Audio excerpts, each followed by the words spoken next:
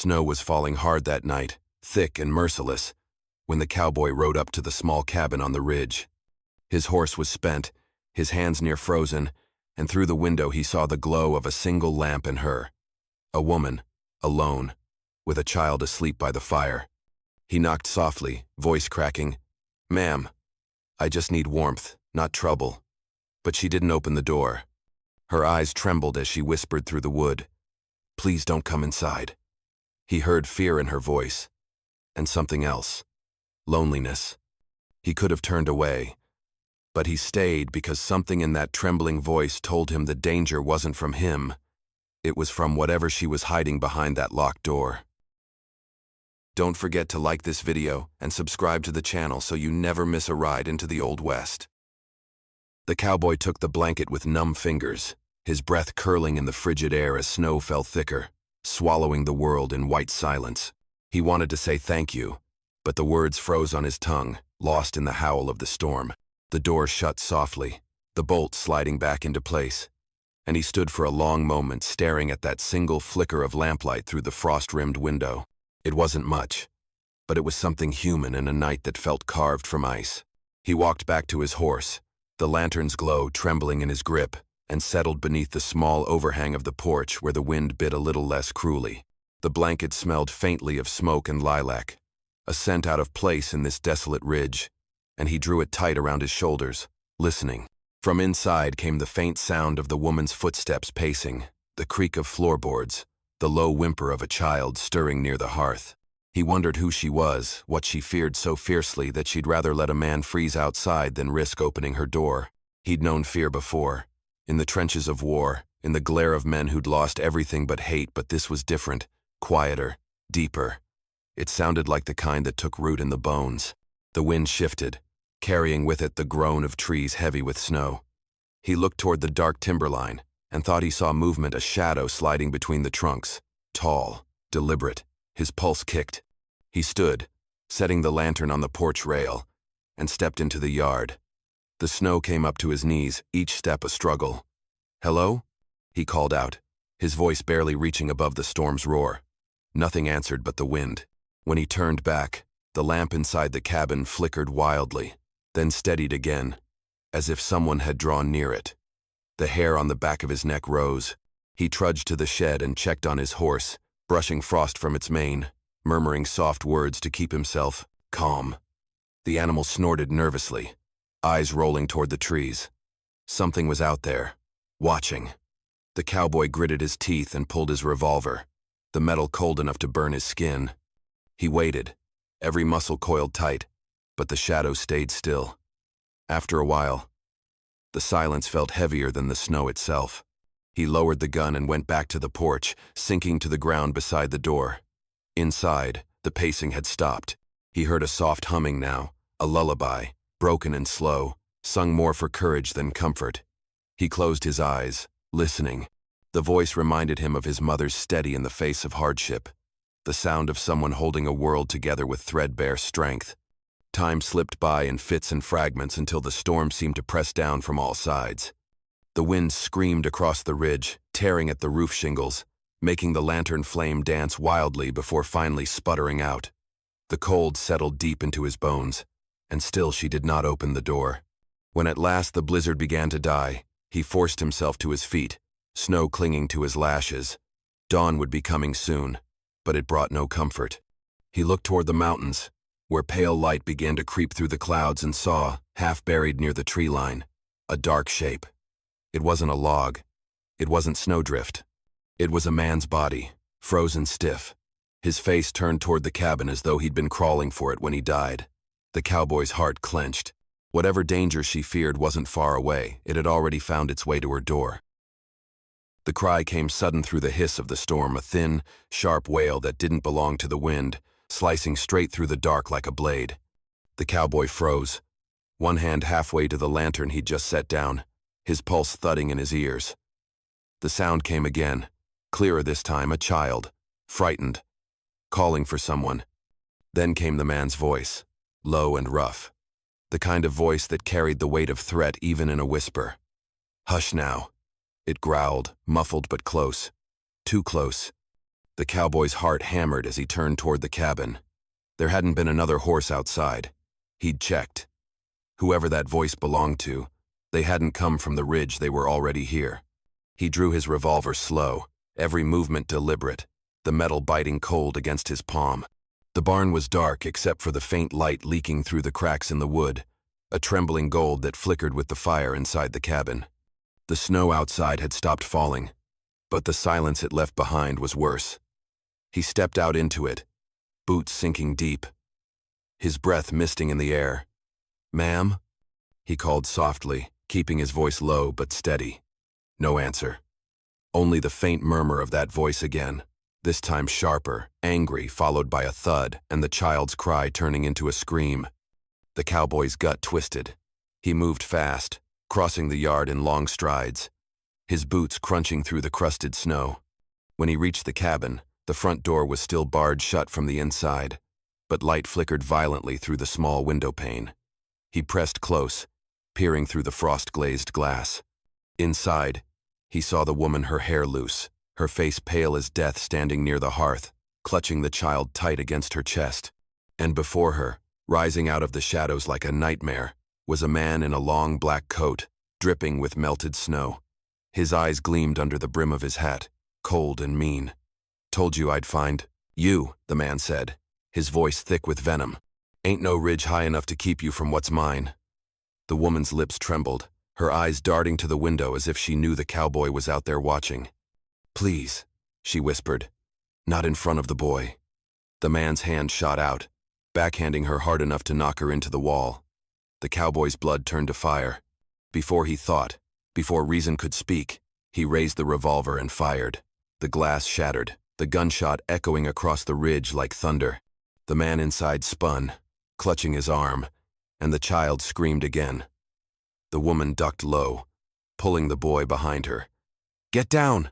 the cowboy shouted, ramming his shoulder into the door. The wood splintered on the second hit, giving way beneath his weight. Snow gusted in behind him as he leveled the revolver at the intruder. The man staggered, blood dripping from his sleeve, eyes burning with shock and fury. "You don't know what you're meddling in, cowboy," he spat, his voice a hiss between clenched teeth. "She's mine. Always was." The cowboy stepped forward, steady and unflinching. "Not anymore," he said. For a heartbeat, the world held its breath, the fire crackling, the child sobbing, the snow hissing against the windows. Then the man lunged, drawing his own pistol, and the two men crashed into violence as the storm outside roared back to life. The dawn broke cold and gray, the storm's fury finally spent, leaving behind a silence so heavy it felt almost wrong. The cowboy stepped out from the barn, snow crunching beneath his boots, breath clouding in the brittle air. His horse snorted beside him, uneasy, ears flicking toward the trees as if listening to something unseen. The world looked washed clean, but he'd lived too long on the edge of trouble to mistake quiet for peace. The first thing he noticed were the prints fresh, deep, boot tracks cutting circles through the snow around the cabin. He crouched, brushing frost from the edge of one, his jaw tightening. They weren't his. The gait was heavy, uneven, a limp in the stride, and he knew without asking whose they were. The bastard from the night before hadn't gone far. He rose slow, scanning the timberline, but saw nothing, only the skeletal trees swaying in the pale light, their shadows long and thin like reaching fingers. The air stank of smoke and iron, the scent of blood faint, but still there.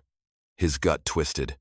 He crossed the yard and rapped gently on the door, careful, not wanting to startle the woman or the child. No answer.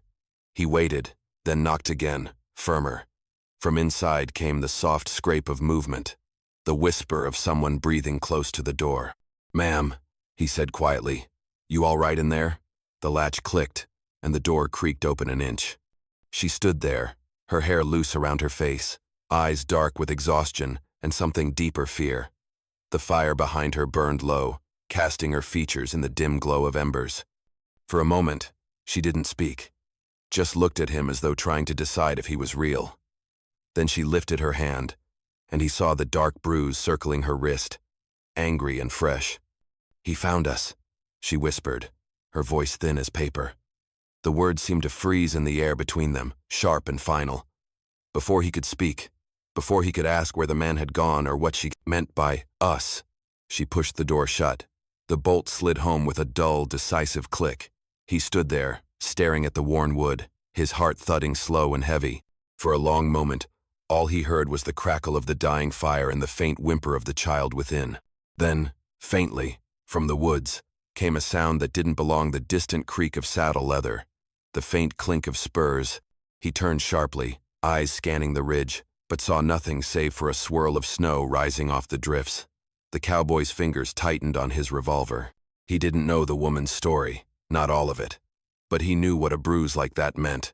What kind of man left prints that circled a home like a wolf sizing up its prey. He backed away from the door, boots sinking deep into the powder, and made for the barn.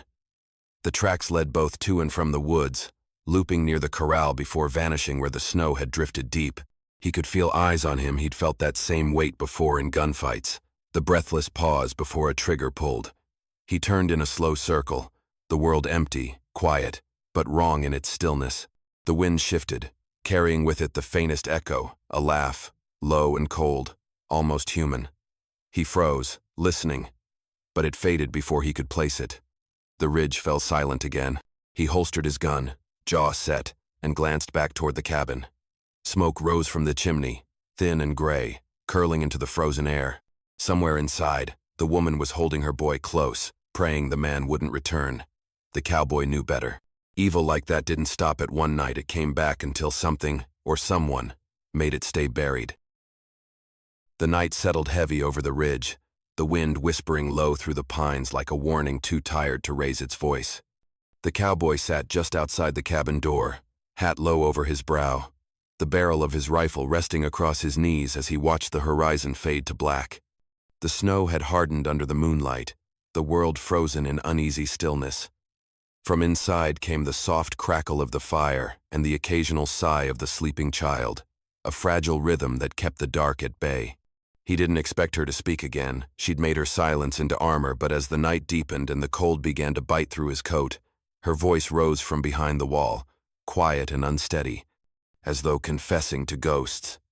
"He wasn't always like that," she said, her words barely carrying through the wood. The cowboy froze, his heart slowing to listen. "When I met him, he was kind. Worked hard, laughed easy. But the drink, it changes a man. Turns his love mean." Her voice trembled and the cowboy closed his eyes, picturing her inside, staring into the fire as she spoke. "The first time he hit me, I thought I deserved it. I thought maybe I'd said something wrong, that if I just stayed quiet, he'd remember who he was before." The wind outside moaned, rattling the shutters, but her words didn't stop. "Then he killed a man. Over a game of cards. Said he had no choice, but I saw it in his eyes. He liked it. After that, he ran with outlaws, came home meaner each time. One night he came back with blood on his hands and gold he wouldn't explain. I told him I'd leave. He said if I did, he'd make sure I didn't get far." Her breath hitched, the sound small, broken. "So I waited till he passed out drunk. Took the boy and ran before the sun came up. I thought I could outrun the past." A pause, heavy and long. "But you can't outrun a man like him. He always finds you." The cowboy's fingers clenched around the rifle, the old ache in his chest stirring like an ember catching flame. He'd known men like that, cowards who mistook cruelty for strength, who believed possession was love. His jaw tightened as he stared into the darkness beyond the cabin, seeing in it all the ghosts of women and men he couldn't save before. "You did right," he said finally, his voice low, steady. There was a soft sound inside a chair shifting, maybe her turning toward the wall to listen. "You hear me, ma'am? You did right." The silence that followed wasn't empty this time. It was heavy, full of something unspoken, something neither of them dared name. The fire inside popped and hissed, the smell of wood smoke drifting through the cracks. After a moment, she said, even softer, "Why'd you stay? You don't even know us."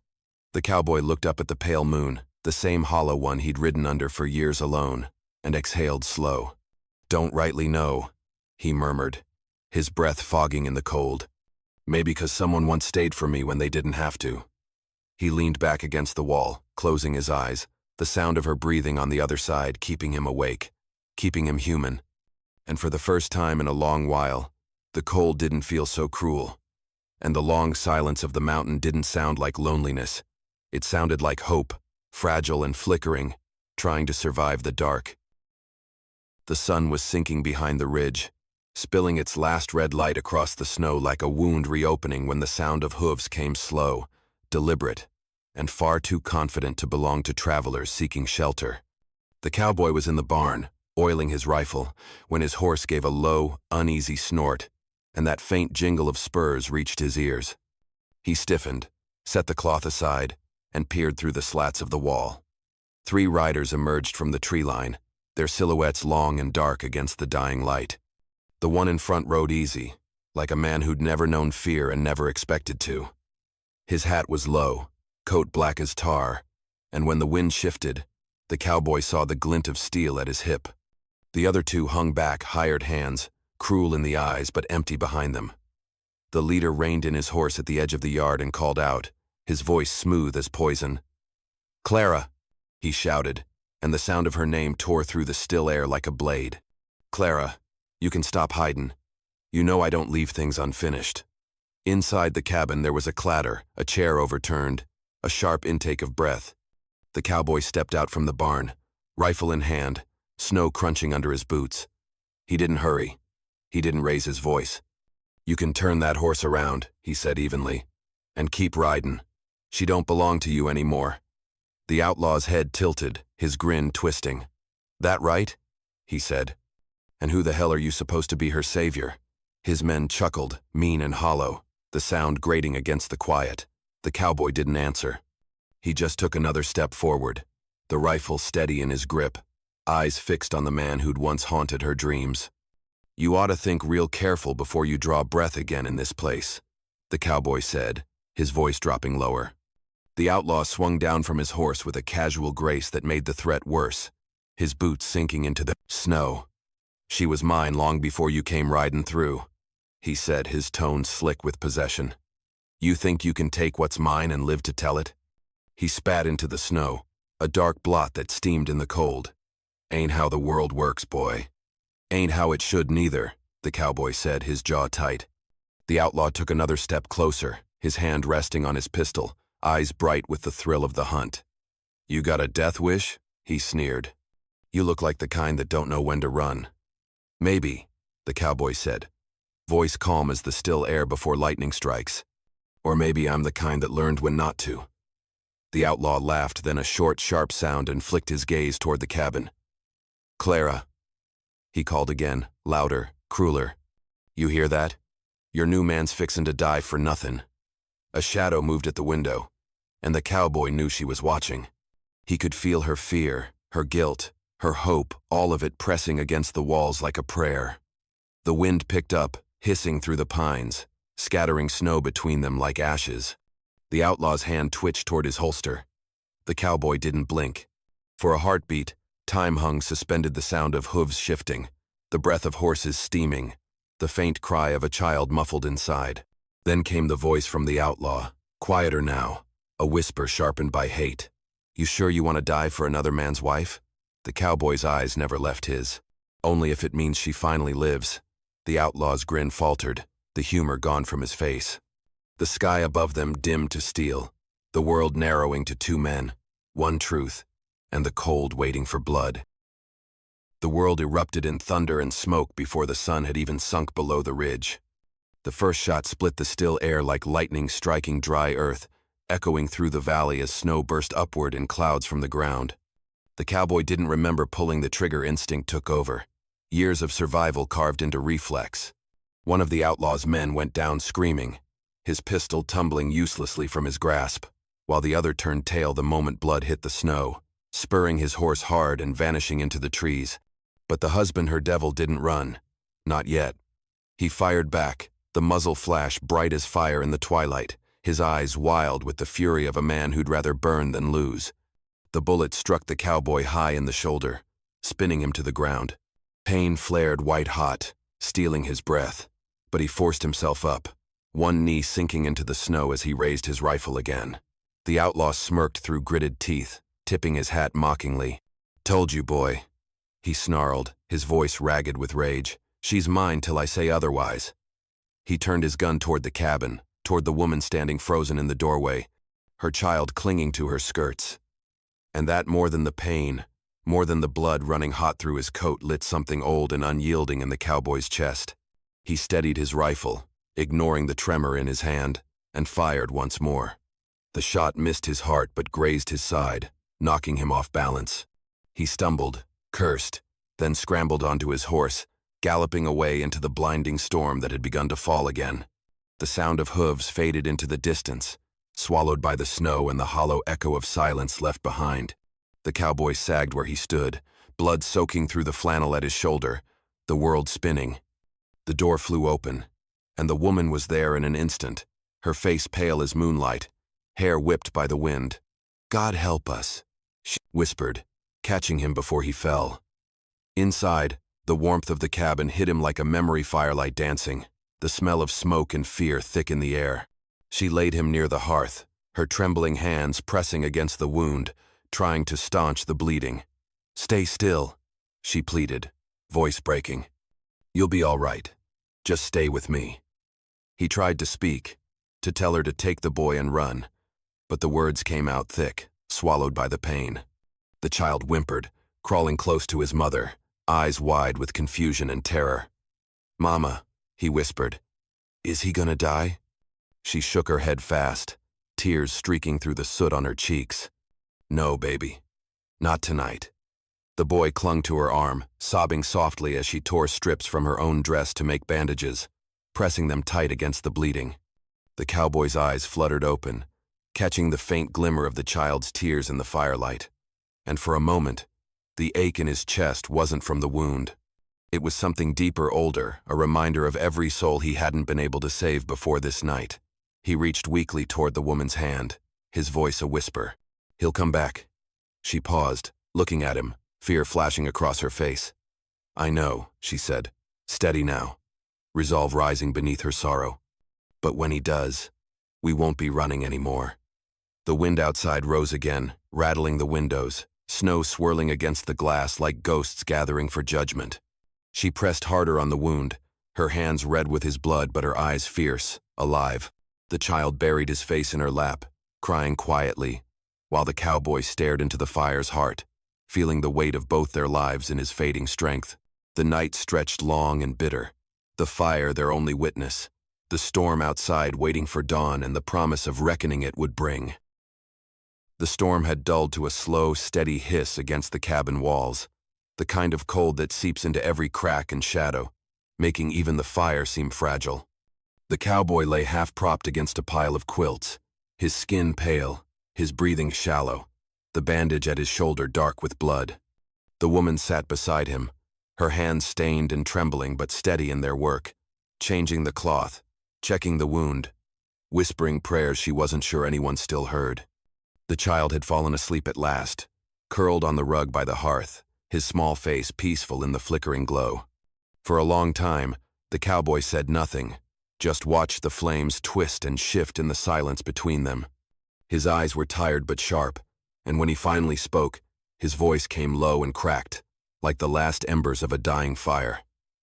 "Ain't the first time I've been shot," he said.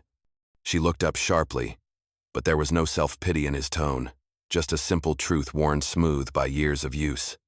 "You don't have to talk," she murmured, dipping the cloth in warm water. "Just rest." He smiled faintly, the corner of his mouth twitching as if he didn't quite remember how. "Rest," he repeated softly. "Ain't had much of that in a long while." She pressed the cloth to his skin, and he hissed at the sting, but didn't pull away. "I been running too, ma'am," he said after a moment, his voice thinner now, drifting toward confession. "Only difference is, I wasn't running from someone. I was running from what I'd done." She froze, her hand halfway to the basin. He turned his head, eyes catching hers in the dim light. "Used to wear a badge," he continued, the words slow, heavy. "Thought I was the kind of man who made things right. But one night, I drew too fast. Killed a boy who wasn't armed. Just scared." His gaze fell to the floor, his jaw tightening against memory. "Couldn't face it. Couldn't stay where folks looked at me like I was still one of the good ones. So I took to the road. Figured if I kept moving, the ghosts might not keep up. She said nothing, only watched him, her eyes softening as the pieces fell together. The silence in him, the ache, the way he'd stood between her and death without hesitation. "You said don't come inside," he whispered, his eyes fluttering, the faintest smile touching his lips. "But I think I already did." For a moment, neither of them moved. The fire popped, throwing sparks that danced across the floor. Then she reached out, her fingers brushing his cheek, gentle as falling snow. "Then stay," she said, her voice barely a breath. His eyes opened again, searching hers for something he hadn't dared hope for in years. Absolution, maybe, or the chance to stop running. "You don't know what that means," he murmured. "I know enough," she said. "You saved my life, my boys too. Whatever came before, it ends here." The words broke something in him, something hardened by years of guilt and dust and solitude. He turned his face into her hand, eyes closing, the warmth of her touch sinking deeper than any fire. Outside, the storm began to fade, the wind dying to a soft sigh through the trees. Inside, the fire burned steady again, and the air, for the first time in what felt like forever, held not just survival but peace. Dawn crept cold and merciless over the ridge, washing the world in pale gray light that made everything look half dead. The snow had stopped some time before morning, but the silence it left behind felt heavier than the storm. The woman stirred the fire, careful not to wake the child still sleeping near the hearth, though her heart had been awake all night listening for the sound she feared most. Hooves. When it came, distant but deliberate, she felt her stomach twist. She rose slowly, went to the window, and there he was, the outlaw, riding through the snow alone, his dark coat stiff with frost, his movements deliberate as a predator who knows there's nowhere left to run but through blood. The cowboy was already awake, sitting against the wall where she'd left him, his face pale, his bandaged shoulder dark with seeped-through crimson. "He's back," she said, her voice trembling. He nodded once, grimly. Knew he would be. She tried to stop him when he reached for his gun, but he only gave her that tired half-smile that said there was no use arguing. "You can't even stand," she whispered. "You'll die out there." He looked at her then, really looked at the fear in her eyes, the strength she didn't know she had, the life she'd fought to keep. "Maybe," he said softly, sliding the revolver into its holster. "But so will he." He pushed himself to his feet, every movement agony, but he didn't let it show. She tried again, desperate. "Please, just hide. He'll go if he thinks you're dead." The cowboy shook his head. "You can't hide from a man like that, ma'am. He'll keep coming till one of us stops breathing." He stepped out into the morning cold, boots sinking into the snow, breath rising in thin clouds that vanished almost instantly. The outlaw dismounted, his face split by a cruel grin. "You again," he drawled. "Thought I'd left you lying in your own blood." The cowboy's hand hovered near his.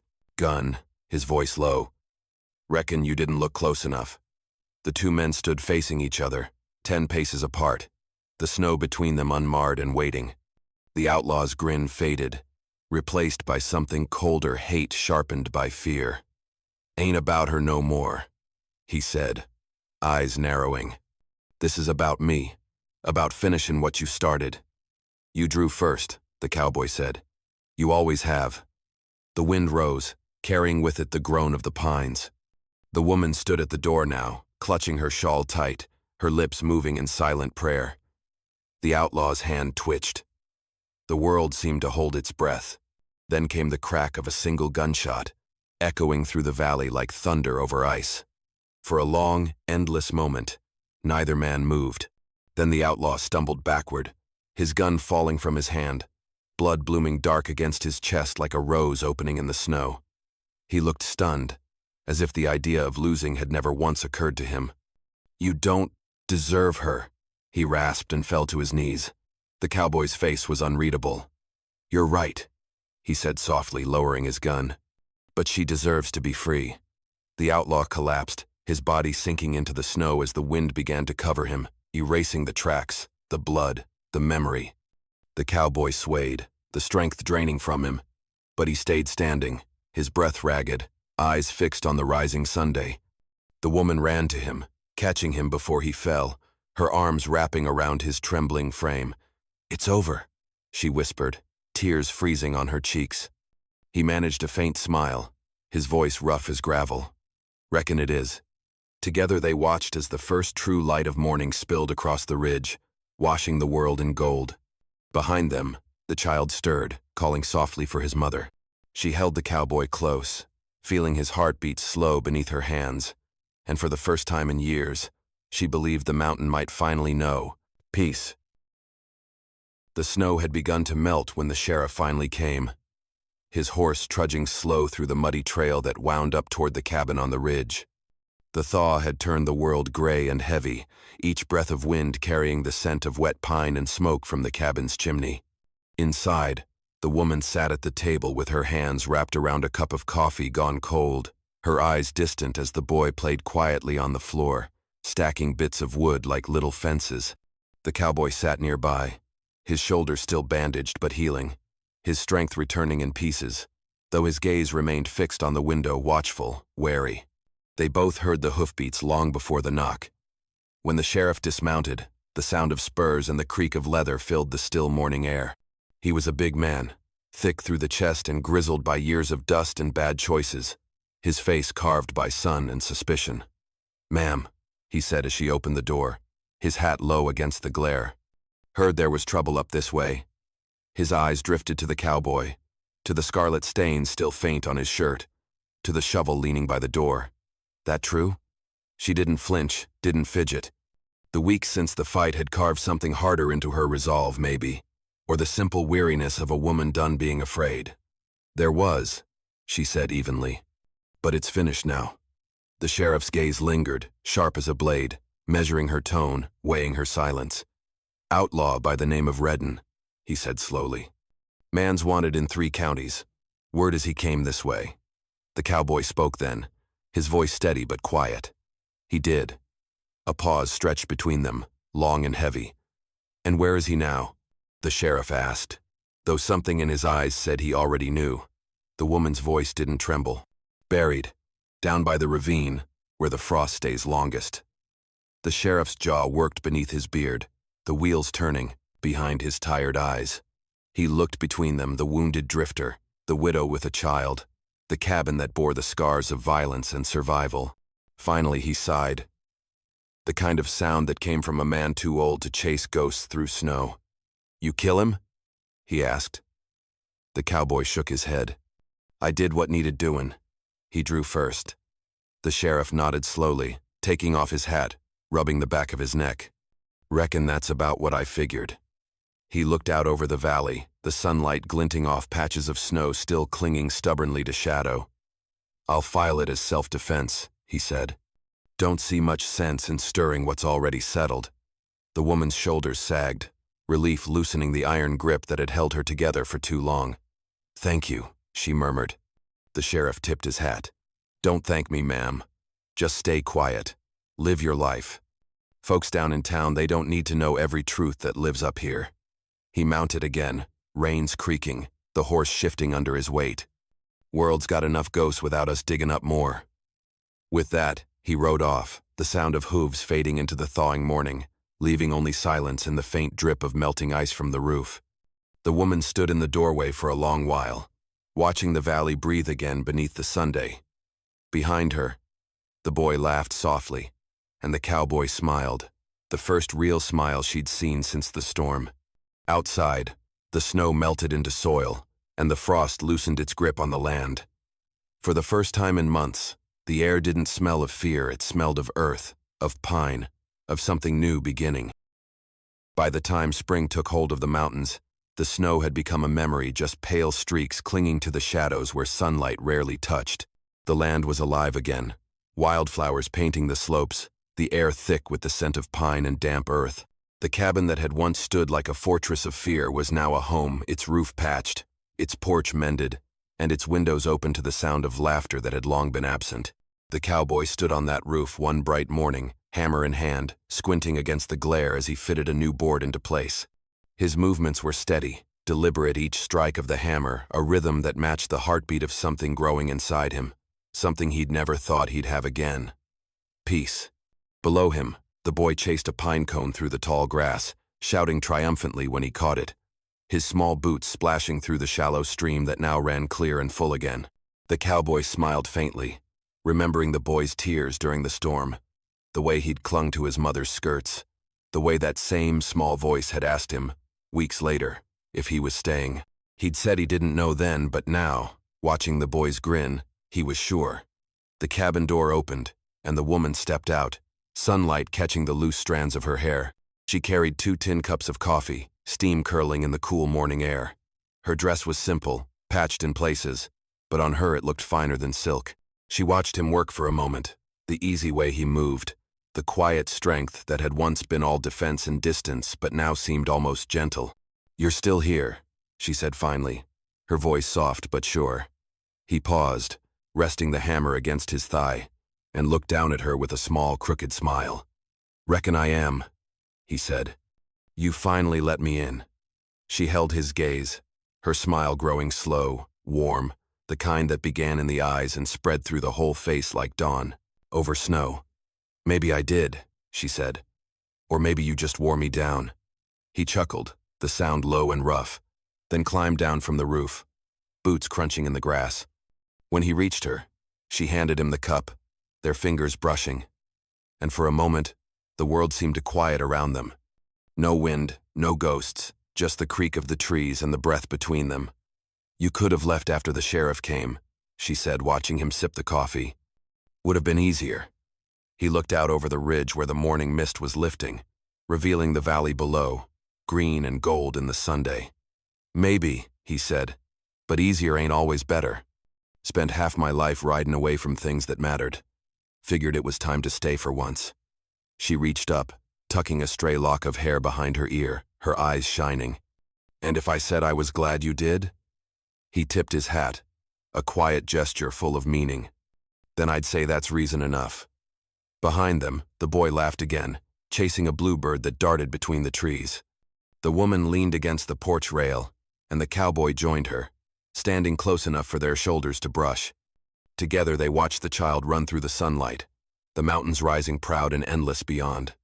What had begun as fear, as cold and blood and the desperate will to survive, had turned into something fragile and fierce all at once, life rebuilding itself in the simplest way it knows how.